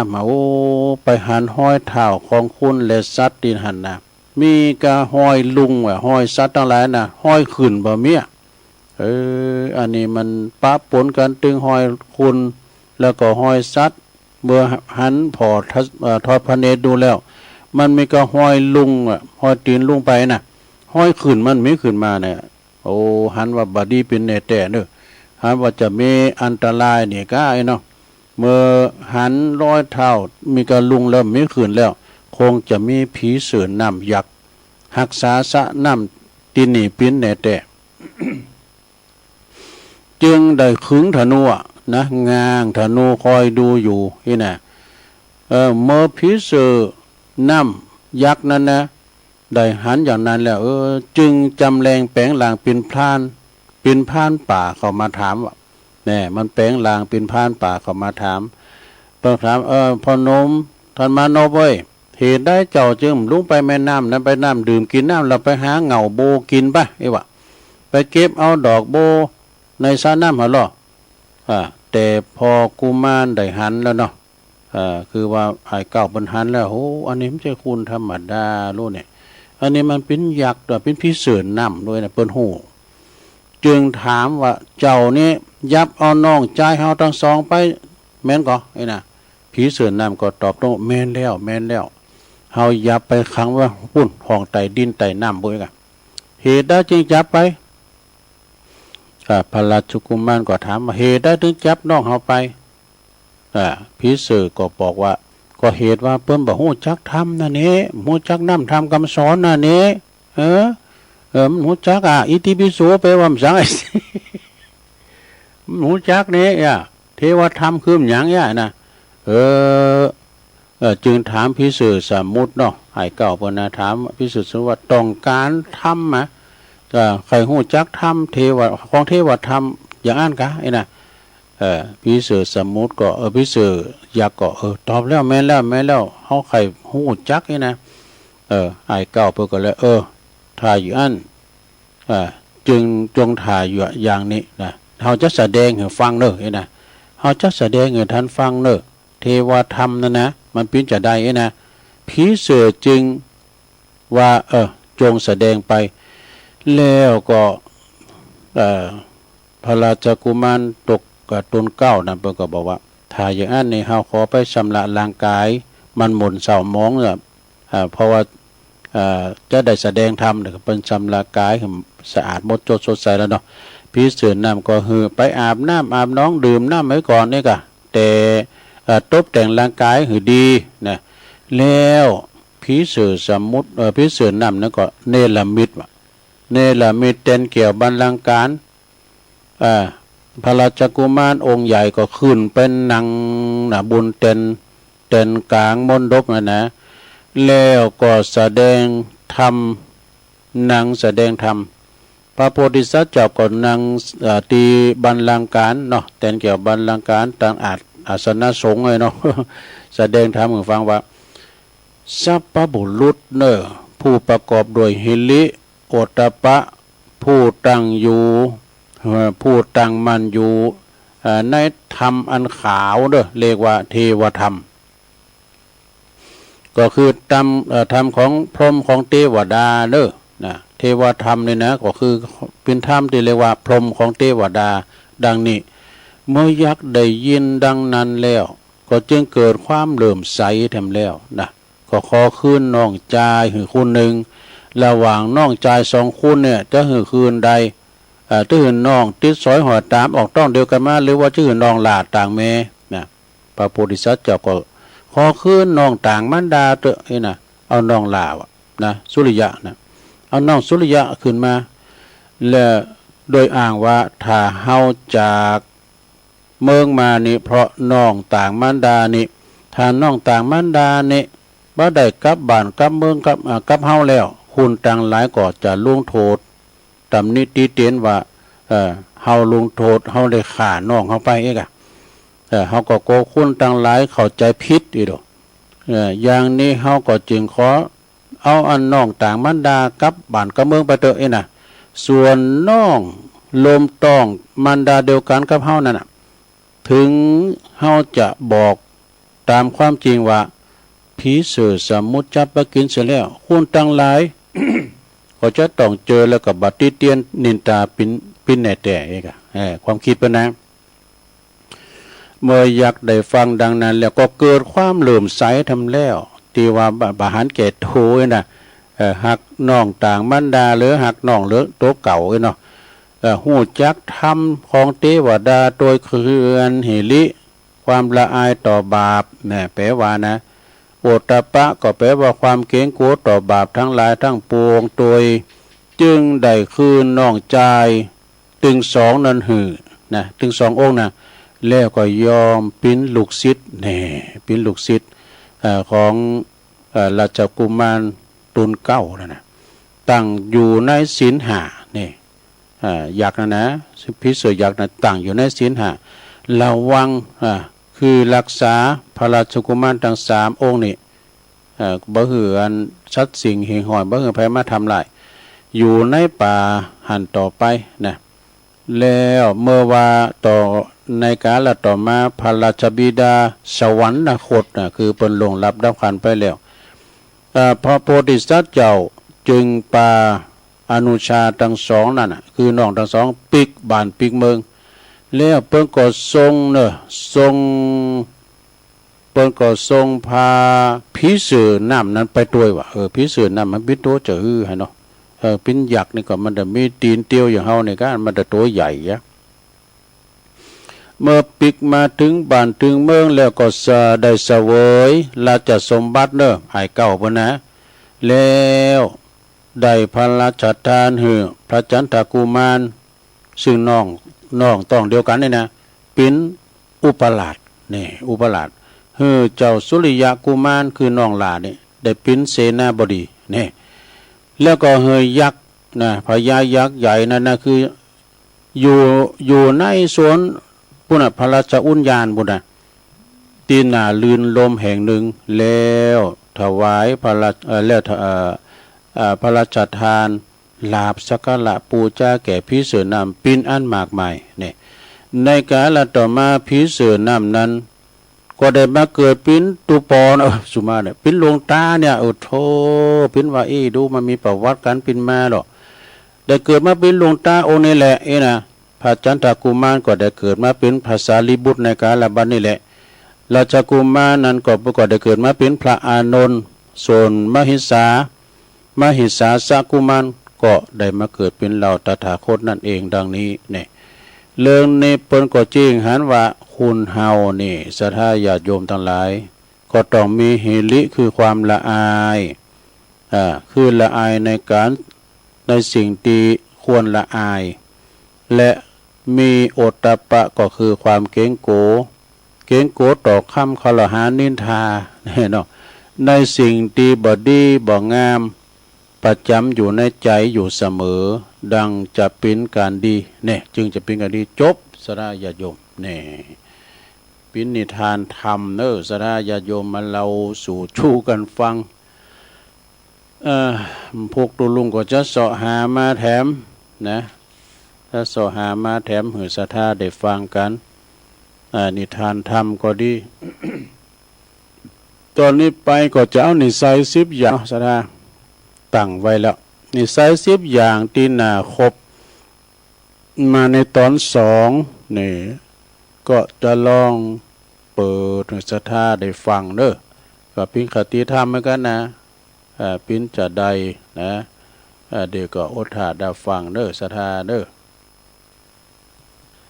10นิสัยของคนน่าคบนี่ที่น่าคบนะก็มีอย่างพองหนึ่งไม่อ้วอวดดีไม่อวดดีคิดก่อนพูดอันนี้ก็เป็นติดีนะ แล้วก็สองบะอูนักบะเพ้อเจ้อ อันนี้เป็นอันกำอูกำจาเนาะสามกิริยามารยาทโดยมีความอ่อนน้อมถ่อมตนเนี่ยศรัทธาญาติโยมทั้งหลายเอ้ยเฮาไปไหนน่ะจะไปฟ้าวจะไปอันเพราะว่าโง่ไม่เป็นใหญ่ไม่ได้นะจะเฮาต้องเอาเงาไปก่อนนะเพราะว่านะเนาะ อ่อนน้อมถ่อมตนไปมาแข็งกระด้างข้อที่สี่โหจักผ่อนสั่นผ่อนยาวนี่อันนี้ก็มีความอดเหมือนกันนะข้อที่ห้านี่แปลว่าอูจาพูดจาสุภาพจริงใจเนี่ยอูจาที่เป็นสัจธรรมความจริงจริงใจจริงอกจริงใจนี่กันเนาะแล้วก็ที่หกเสียสละบ่เอาเปรียบเปิ้น บ่เอาเปรียบเปิ้นข้อที่เจ็ดมีความกตัญญูต่อผู้ที่มีพระคุณนะผู้ที่มีบุญคุณกับเฮานี่ก็มีไผปิตามารดาครูบาอาจารย์นะญาติมิตรที่เปิ้นมีบุญคุณกับเฮาก็มีความกตัญญูต่อเปิ้นนะแปดไม่ลิษยาเสียดสีเนี่ยบริษยาอิจฉาไผเก่าฉลาดสุขุมรอบคอบคือมีความฉลาดข้อที่สิบสุดท้ายเปิ้นว่าไม่ข่มคนหูจักกาลเทศะนี่ไปข่มเปิ้นเด้อนี่ไปข่มยกตนข่มทันเนี่ยเปิ้นว่าบัดดีเนาะเด็กกันเนอศรัทธาญาติโยมสหาของคุณพุทธิธรรมอันเจ้านี่เป็นของอันพุทธิธรรมคนเดิมหรือว่าท่านรองเจ้าคณะอำเภอลี่นะเนี่ยวัดนั้นเปิ้นอยู่ปูนเปิ้นปิ้นเจ้าอาวาสวัดแม่ตื่นเม็ดตื่นเนี่ยอยู่อำเภอลี่นะศรัทธาเนี่ยอยู่เมืองลี่นะแล้วก็พระเจ้าหลงพระเจ้ากมกอันเนี่ยกะใหญ่น้อยนี่ก็ถ้าใครปอกับวัดมอนฤาษีนี่จ้ะวัดมอนฤาษีนี่ใหญ่ที่สุดกันเฮามานะพอพระเจ้าหลงอันนี้นะ พอพระเจ้าหลงอันนี้เอานี่มาก่อนเด้อศรัทธานี่เป็นของคุณแม่เดือนเพ็ญทิมวาง โอ้อันนี้เดี๋ยวว่าแล้วก็ฮะเนาะก็มันก็มีหลายฐานอันนี้12ไม่ใช่12ปัญนานะ 12ความพยายามต้องทำให้ได้มันเคยว่าแล้ว1กินลาบมาใจกินกับหืนนักกว่ากินข้าว 2นัดเปินดีกว่าหืนนักกว่านัดหมออันนี้เนี่ยเนาะกันหมอนัดนี่จำเป็นต้องย่างหมดอันใดมีก็ละไว้หมดนะ3เดินหรือว่าเตียวหืนนักกว่านั่งเนี่ยเฮานั่งมื้อเนี่ยตุลุงนั่งนั่นน่ะยอบย่างก็เดียวกันเด้อพักคึงกันเด้อลุกมาเนี่ยโอ้เน็ตซึ้งเลยนะแม่ตัวชั่วโมงนะนั่งมื้อหรอกแล้วก็เตียวไปเตียวมาให้หน่อยนึงเพราะว่าเดินหืนนักกว่านั่งว่ะ4ลิ้นกับลูกกับหลานหืนนักกว่าลิ้นมือถือเด้อนี่บัดเดี๋ยวนี้วันหนุ่มว่าเฒ่านะสถาประดึงกลุ่มงุ่มกันพอกันนี่นะแล้วก็5อู่กันต่อหน้าดีกว่าอู่กันผ่านไล่สมัยแต่ก่อนนี้ไปปะเจ้าหมูนี่ไปเมื่อใดก็ถึงปะแล้วก็ลิ้นกันโอ้พอคำพอมืดมันจะมีโทรทัศน์อย่างนี้นะเนาะข้อที่6นอนที่บ้านหืนนักกว่านอนโรงพยาบาล ไปเคยไปนอนโรงยาของมันถึงแสนติบะโมนเนี่ยคุณก็เดิดกันนะอยู่ห้องโลไหมนะ อย่างข้างกาอย่างเดิดก็มันมีอันสปะอย่างหมอเดิดถึงพองกา อย่างเปิ้นคุ้นง่ายนะตุลุงไปนอนนะโรคืนเดียวนี่เดินถ้าใครไม่ได้รับ7ไปเที่ยวให้มากกว่าไปงานศพนี่สถาน8ดื่มน้ำหืนนักกว่าดื่มแอลกอฮอล์9ใจร่มดีกว่าใจรุ่มร้อนนี่ข้อที่10นะลงเด้อเป็นทาสคนที่เรารักให้มากกว่าเป็นทาสหมาแมว หมาแมวหมาแมวนี่ก็ดีเต้สตาตุลุงก็จัดหักนำแมวเนี่ยนะสอบเลี้ยงแมวแต่มันขึ้นดอยมันได้มาหมดนี่นะไล่ลงดอยหมด ก็มันอยู่กันเก้ยแค่ก็ดีนะหมากับแมวเนี่ยเจ้าเตือลินกันเนาะหมากับแมวหมามันก็ห้องเพลงได้นะลุงเนาะวันนั้นตุลุงหันในคลิปแบบว่าโอ้เจ้ามาดีดซึ้งกันเนี่ยจึงมาต้นนั้นก่อนจะตัวใหญ่นะพออย่างมาเมืองเขาเนี่ยฮ้อนว่ะอย่างเป็นห้องเพลงนะกะแล้วมันเข่าเขาดนตรีนะโอ้เป็นตีนาหักเหมือนกันเนอะมันก็ถ้ามีจิตใจมีจิตใจเป็นสวนทลีนะมีความติดหักเสียงเพลงเนาะฮอนต้วยซึ้งบ้านเนาะ11ฟังธรรมให้มากกว่าฟังคำนินทาอันคำนินทามันถึงมากูด่านกูปายสะดาไผก็เป็นกันจังเฮาไปก่อนนินทานะกะมันมีทำกูโลกทำมันกูกับโลกมีสรรเสริญมีนินทาอีนะแม้แต่พระพุทธเจ้าก็ยังถูกนินทาอีนะข้อที่12สุดท้ายหักและเมตตาหือนักกว่าเกลียดชังนี่นะสะดาขอคุณแม่เดินเพนเนี่ยตุลุงมันมาเอามาวาแล้วกันนะก็เป็นยังเพิ่มเติมปัญญาไปเนาะเพิ่มเติมปัญญาไปมีน้ำกำนึงนะเจ้ามีน้ำกำนี่ก็จะเน็ตกับมันลุงบันไดก็ไม่ได้พอเจ้ามาที่กำไผ่สุกมาสิ่งที่ควรทำก็คืออย่าหูเบาอย่าเอาแต่ใจอย่าแก้ไขแต่คนอื่นโดอย่าฝืนกฎธรรมชาติอย่าประมาทในชีวิตอย่ายึดติดในสิ่งของนี่อย่าเศร้าอย่ายึดติดในสิ่งของอย่าเศร้ากับสิ่งที่จากไปนี่อย่าเอาใจไปฝากคนอื่นอย่าลืมบุญคุณผู้มีพระคุณนี่จงปล่อยวางเสียบ้างแล้วท่านจะมีความสุขนี่สถานะวันนี้ก่อนเน็ตเลยแม่เดินเพนเนี่ยคำขวัญเรียกว่าคติธรรมจงปล่อยว่างนะสดาญาโยมเอาจิตใจใฝ่ในบุญในกุศลแล้วจะไม่ลืมบุญคุณของปอของแม่ก้าเอกนะบุญคุณของครูบาอาจารย์เอาละตอนนี้ไปก็จะเล่านิทานสักเรื่อง2 เรื่องเกินเนอะจะพอสมควรแก่กาลเวลาเนาะศรัทธาญาติโยมทั้งหลายปินชาดกมาในธรรมอันนี้นะศรัทธาชาดกมาในธรรมละอ่อนมากินไข่วะมันจะฮื้อไว้ไผติมมาไข่ก็ฟังเนอะก็เรื่องละอ่อนกินไข่แล้วก็อันไก่ก็ผูกเว้นอันนี้นี่เหมือนกับในธรรมก็มีในธรรมเมืองเขานะก็มาในนามของการกินสลากเหมือนกันเนอะนี่นะตามตัวลุงฟังแนวมันไปนะคือกรุงสาวัตถีนะกรุงสาวัตถีมีพรานเบ็ดนี่พรานเบ็ดเนี่ยก็มันจอมเบ็ดเดียวกันเนาะมีพรานเบ็ดคนหนึ่งอยู่ในตำบลหนึ่งนะเพิ่นไปได้ไข่เต่ามาปะเต่านี่มันไข่น่าจะได้เด้อไปได้ไข่เต่ามาฟองหนึ่งแก่นหนึ่งแล้วก็เอามาตุ่มหือละอ่อนไม่ยิงคนหนึ่งกินละอ่อนไม่ยิงคนหนึ่งกินแล้วก็ปรากฏว่าติดอกติดใจนะก็เลยบักกินข้าวกินน้ำไข่อยากกินก็ไข่นะวะนะมันจะเป็นเวรเป็นกรรมอย่างใดมั้งเนาะใบอยากกินของอื่นแล้วจะกินกับไข่เต่าอย่างเดียวถ้าบ้าได้ไข่เต่าก็เอาไข่ไก่มากินฮะวะนี่เปิ้นไปสอไข่เต่าได้ไหนไม่ได้ก็เลยเอาไข่ไก่มาตุ่มกินแถมเด็กคนนั้นก็มาติดใจไข่ไก่ทำละนะต่อมาเด็กหญิงคนนั้นก่อนนำไปเอาไข่ไก่เนี่ยมาตุ่มกินเป็นประจำอยู่เสมอวะ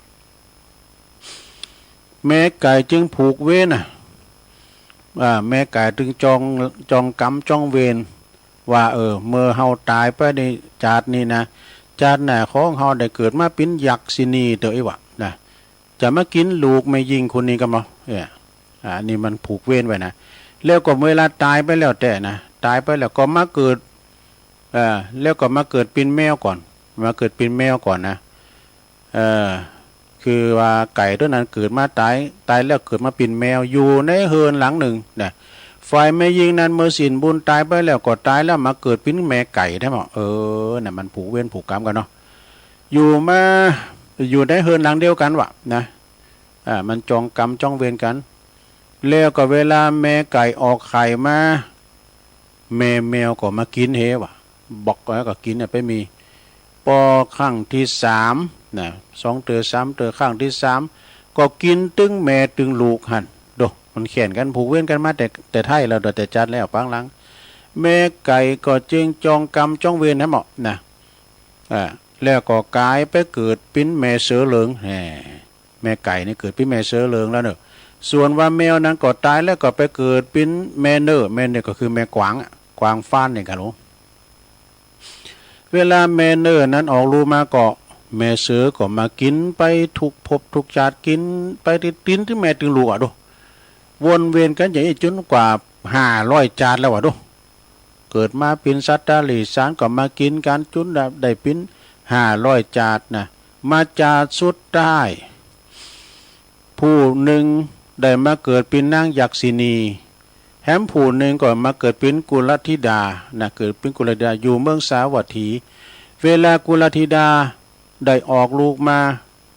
ก็มากินนี่ก็มากินลูกกุลธิดากุลธิดา2 หนกับว่านะแล้วก็กินลูกเพิ่นละ2 หน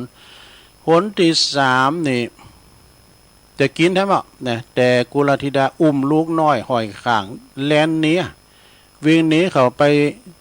ในวัดให้ก่อนว่าอยากนางยักษินีวิ่งตามไปจะไปกินไปตึกประตูวัดหั่นนะเขาไปไม่ได้พร้อมหยังเทวดาประจำประตูวัดมีหันดูเปิ้นตะไว้บ่คือเข้าไปว่ะยักษ์ก็การเทวดาเนาะเข้าไปไม่ได้แต่ว่าพระพุทธเจ้าก็เลยทรงทราบโดยวิธีจิตนะโดยญาณของตัวก็เลยสั่งเอายักษ์ก็เข้ามาเดินนางยักษินีเข้ามาอาจจะมาปรุงกันแต่มาปรุง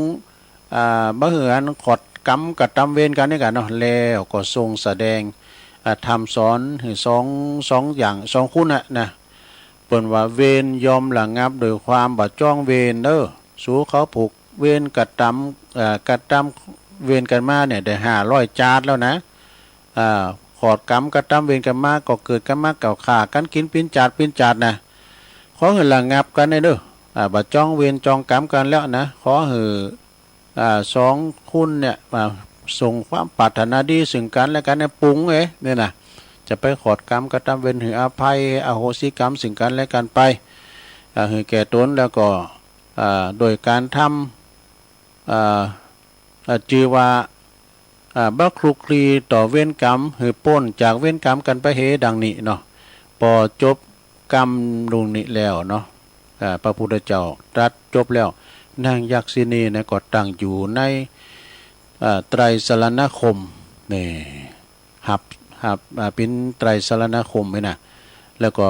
ยอมรับนับถือศีล5ไปนะส่วนกุลธิดาเนี่ยก็ได้สำเร็จพระโสดาบันเนี่ยอันนี้มันตึกอีนะความจริงปัญญาไปแถมในธรรมนะนางหญิงคุณนันก็เลยอภัยหือยักษ์ก็หับศีล5ไปแล้วก็ดีกันก็เลยดีกันในจัดนั้นนะนางยักษ์นางกุลธิดานะก็มาแปลงหอแปลงเฮิรนอยู่ตั้งนอกเมืองไปเนาะแล้วก็จะฮื้อกำจังเยะก็ยักษ์มาก่อนคืนโตกับใจเป็นคนดีแล้วเปิดก็มาแปลงตีพักที่อยู่ที่อาศัยตีตุงตีหน้านะตีชันตุงนานะแปลงเฮิรนยักษ์ท่าหลังใหญ่นะเนาะแล้วก็นางยักษินีนี่มันปิ้นพยากรณ์อากาศเนอะปีใดเดินใดน้ำจะโถมน้ำจะแล้งนี่นะเจ้าบ้านเจ้าจองเขาได้เยี่ยหายใส่หน้านี่เขาก็จะมาถามเนาะนางยักษ์นางยักษ์แม่ยักษ์เนาะปีนี้นี่เขาได้เยนาตั้งใดจ้าแม่ยักษ์เนี่ยเป็นทำนายได้ดูปีนี้น้ำจะอันหนักเด้อปากันเยนาดอนเนี่ยปากันเยนาดอนก็ได้เข่ากันติ้มเม็ดติ้มหน่วยเจ้าบ้านเจ้าจองนะแล้วก็แฮมกำแฮมปีก็มาถามแม่ยักษ์ปีนี้น้ำจะหนักจะหน่อยโอ้ปีนี้น้ำหน่อยเนี่ยปากันเยนาหุ่งอีกเขาก็มาปลูกหน้าตามหน้าหุ่งนะโอ้ปรากฏว่าได้เขาปิ้นเม็ดปิ้นหน่วยกันจะดีนะทำเหมือนเจ้าบ้านเจ้าจองเนี่ยมีเขาปลาอาหารอุดมสมบูรณ์อู่เขาอู่น้ำหรอกทีนี้เขาก็นึกถึงกุ้นยักษ์นะเขาก็เลยปากันเอาของสังเวยเรียกว่าเอาของมาตาลเอามาปิ้นของสมนากุลนี่เด้อเนาะกับยักษ์ ที่เปิ้นได้พยากรณ์เอา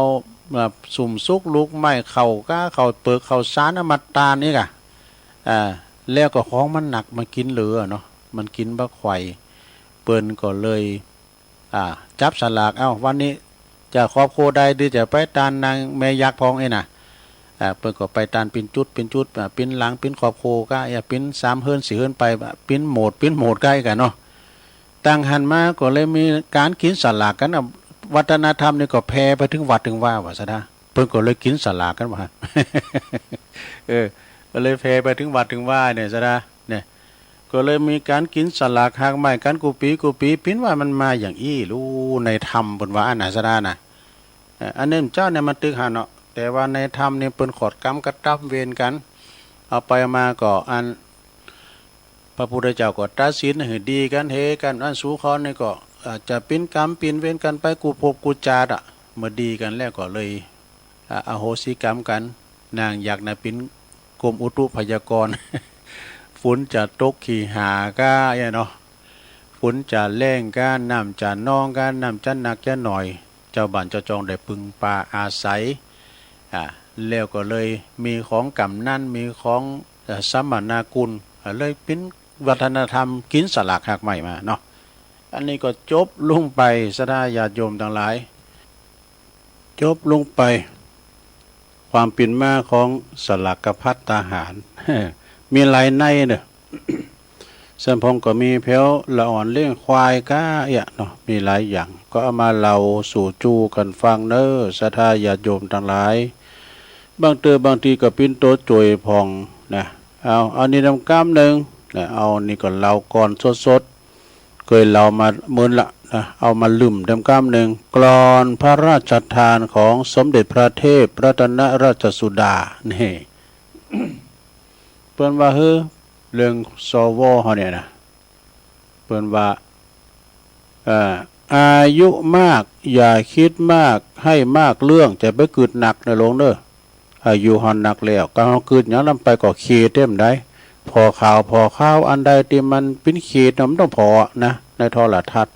การบ้านการเมืองการสังจาเนี่ยจะไปเขตด้วยเปิ้นเด้อนะฟังธรรมพี่มันถึงเขต เอาดีเสยโตนะกึดให้คิดให้เปลืองเวลายิ่งมีน้อยว่านะกึดเวลาเขามีหน่อยซะนะคิดให้เปลืองเวลายิ่งมีน้อยคิดให้เปลืองเวลายิ่งมีน้อยเวลาเขาหน่อยไปติดๆเดี๋ยวนี้นับถอยหลังให้แล้วก้าตุลุงเขาเนี่ยพินซาวอไปแล้วนี่ จะได้นับถอยหลังให้แล้วในลงเด้อมันเจริญวัยขึ้นมาแล้วก็มันก็เสื่อมไปวัยยะคือความเสื่อมเสื่อมก็โอ้โหเข่าแข้งขาเนี่ยพอตัวมันซึ้งนะนางมันก็ซึ้งนะสดามันซึ้งก็กับอินเทอร์เน็ตเน็ตซานะครับนะนางมันอายุยิ่งมีน้อยเนาะอายุมากต้องล่าเริงต้องเริงล่าอย่าเมื่อลอยเนี่ยจะไปเมื่อลอยนะลงเนอะจะไปเหมือลอยแต่แล้วเพราะว่าต้องมันคอยปล่อยวางบ้างจะดีปล่อยวางเถอะเนาะสนะปล่อยวางเถอะเฮาไปหันอย่างแล้วก็ปล่อยวางมาปีหน้าเป็นธรรมดาเดี๋ยวมันก็ผ่านไปอายุมากต้องคิดบวกอยู่เสมอ คิดบวกดีๆนะสนะถ้าคิดลบนี่มันดีนะคิดบวกอยู่เสมอเนอะคงได้เจอความสงบความสุขสีนี่อายุมากไม่ต้องหวังความมั่งมีนะมันมีบัดเดี๋ยวนี้มันไม่มีความหมายเงี้ยลุงจะเอาไปลงทุนอย่างลูกหลานนะกะ จะมาซื้อรถยนต์ได้แล้วมันขับจางแล้วว่ากินไว้ตานะลุงเนาะอายุมากไม่ต้องหวังความมั่งมีนี่เป็นเศรษฐีดีไม่ดีจะตายไววะ เป็นเศรษฐีจะตายไววะอายุมากมีเมตตาเป็นที่ตั้งมีเมตตาเนอหลงเนอคุณเฮาเนี่ยอยู่กันโดยเมตตายิ้มแย้มแจ่มใสลูกเต่าเหล่าล้านเลียนมากอดตักตายปลาใสนะไปนั่งกึกมึก ม มันตักมันตายเขาเนี่ยนะ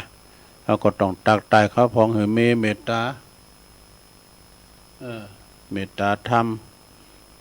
อายุยิ่งแปลว่ายืนมีเมตตาเป็นที่ตั้งอยู่ยืนยั้งให้ผู้คนได้กราบไหว้นี่ ปิ้นนันคุณเถ่าตีเปินลูกหลานหักลูกหลานกราบไหว้นะลูกหลานมาหลายมาดำโหซาเก่าดำโหเดินจีปีใหม่เนี่ยกะอายุมากถูกเบื่อบ้างไม่เป็นไร ลูกหลานก็จะเบื่อหน่ายพ้องก็ว่าไปเลยเนาะ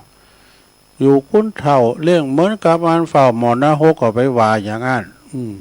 คือจะมาหอทพินละอ่อนน้อยพองรู้ คุ้นเท่ามันก็แซมบ่เป็นธรรมดาไผมันเท่ามันหู้นะเยอะอย่างเขามันเท่ามานะเท่ามาถึงวันอ่ะ อายุมากถูกเบื่อบ้างไม่เป็นไรนี่ มันก็เบื่อพ้องแบบไปจุ่มไปแซมเขาน่ะลงเอ้ยเด้อเขาเยอะกินก็กินแล้วก็ดื่มกินไป